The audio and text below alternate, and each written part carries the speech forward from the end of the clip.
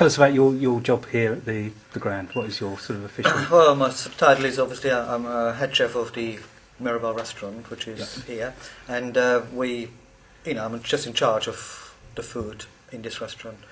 And we have a small brigade of 6, and a small team which work consistently. We close Sunday, Monday, so they always have the same people on each section, and therefore good consistency. How would you describe your style of food here? Style of food, it's probably French inspired in a sense. That's my training was French cuisine, but obviously living in this country for over 30 years, it's got pieces of every cuisine which is useful to you. But I would say it's just traditional, type of traditional food rather than too much. I do like modern ideas. Heston Blumenthal has come up with some amazing stuff. But I think the average customer, people we have here, our clientele, prefer traditional food. Our menu here changes weekly. So they always incorporate all the new things. Whatever comes in new on the market or whatever comes into season will be used straight away. Poultry, I had a butcher for chickens, I had somebody for lamb. Yeah. Everybody specialises in one thing, something they really like, and therefore they do a better job with that. So I had lots of suppliers just for one item, really. Yeah. So what brought you to the area originally? Because you're not from Sussex, are you? No, I'm German originally, but I've been here since 1971. I came over, I worked in Switzerland. Yeah. I came over to learn English, and the company, it was a cruise line, a ship, wanted me to learn English, and they sent me to the old Vienna in Bond Street. And, I liked the life in London, and met my wife, got married, and we're still here. The old Vienna was an Austrian restaurant in a basement in Bond Street, in New Bond Street, right in the corner of Oxford Street. From there I sort of moved around in London and worked for the Skyway Hotel, I worked at Penta Hotel, I was sort of sous chef there. And eventually what brought us to Sussex was my wife's grandparents actually lived in Bexhill. And we came down on a Sunday to just to visit them. And I think my wife came down literally every other Sunday, and I did like the coastline, and I liked how close you are to the continent, and I think that Sussex seems to have forests, it has beaches, it has close connection to London. I think it's my favourite county probably, Sussex. Yeah, it's got everything. So it's May now, and we've just been down in the kitchen, and you just cooked up this delicious lamb dish for us. And you're saying that Sussex lamb, in your opinion's some of the best in the world. Well, Sussex lamb, I have eaten lamb in various different parts of this country, also abroad in Paris or in France, Pyrenees lamb, and I'm totally convinced that with my method of marination and cooking, that it could hold up anybody equally as good as anywhere, if not better. And you use some spices in your marinade, but the flavour of the lamb is completely it keeps its integrity, doesn't it? So. That's right. I think with spices, the secret again is to be careful to not to overpower certain things. If you use a little bit too much of something, my idea always is that you can always add more. You can never take it out. So therefore, I'm always very gentle, very careful what I put into there, because if you overpower something, you got this beautiful young seasoned lamb, and you would actually overpower it. Can you talk us through the dish, just sort of step by step? First, you have to find yourself a decent butcher, somebody who obviously knows his lamb, and has sort of contact. And I used to use a guy called Jamie, who was at Win Chelsea, and he's no longer there anymore. But this guy, used to know the name of the lamb. But he also produced mutton, which is something nobody else does anymore. But he was a total expert, and I would tell him exactly what I would like. That would be lamb with a slight fat cover on it, because if the lamb has got no fat cover on it, means that the animal has been running around too much, and therefore it's a bit tougher. So the ones with the fat cover on it is what I always ask for. And you will see that they can never produce huge amounts of that sort of lamb. I always used to ask for 10 sides or something. You wouldn't get more than that in like one day. You have to ask. You spread it out over a period, and they would pick out exactly that type of lamb, and it has to be English, lamb from the marshes, Romney Marsh or Sussex Downs lamb, and that is, high quality lamb. It is not cheap. It is, it's got a good price on it, and but it's, in my mind, it's as good as anybody's or better. Yeah. And so how do you prefer? I mean, we had the rack today, didn't we? Well, you like I said, you trim it up.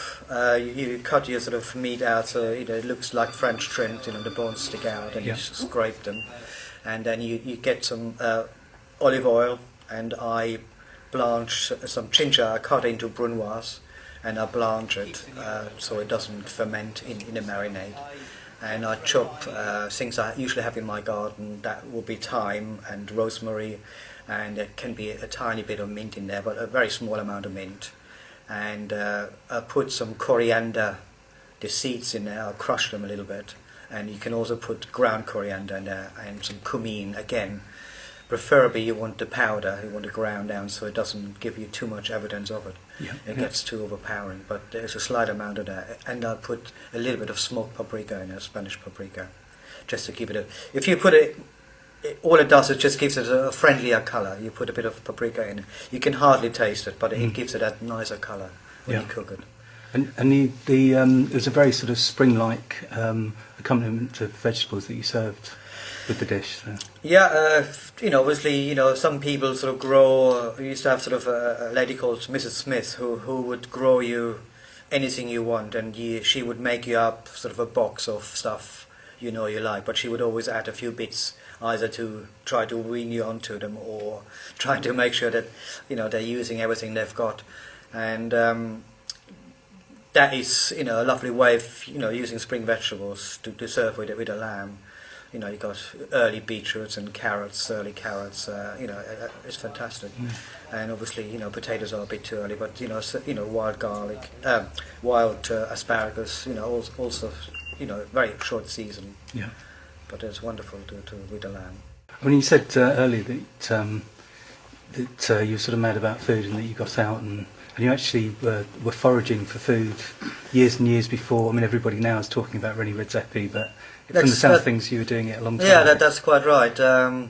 Somebody a little while ago said that to me. He said, I've seen all this stuff, and they all make it look like it's just somebody come up with it, and you did that, 20 years ago. I said, well, yeah, I used to do a lot of clay pigeon shooting, and so therefore we used to get out into the countryside, and quite often, you pass a house, somebody selling free-range eggs, or and they would say, oh, we got this, we got ducks, or we got that, and you will always, I remember going past sort of a valley, and I had my young daughter in a car, and I said, look, I got a lucky in a car, just don't open, I'd be gone for a few minutes, and I'm just looking, it just looks like there's mushrooms growing here, and obviously about sort of 15 minutes later coming back, and I was really excited because I on my hands and knees looking down, it was sort of a plantation of Christmas trees, and I could see these massive saps, probably that high, and there was not just one, but there was 30, 40, 50, and I was absolutely excited, and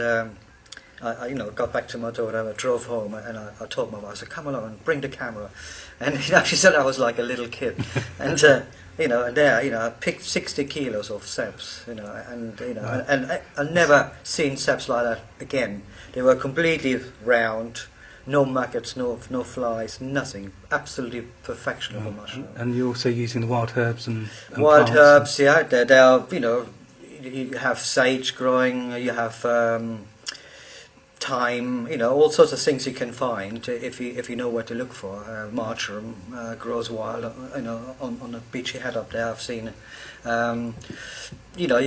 wild garlic is something, you see huge meadows of white flowers. So that was usually it's the giveaway. You see these wild bits in the woods, and you think, what's that? And obviously, as you get closer, you can actually smell the strong smell of garlic, and we make pestos with it, or you make some soups or potato dishes.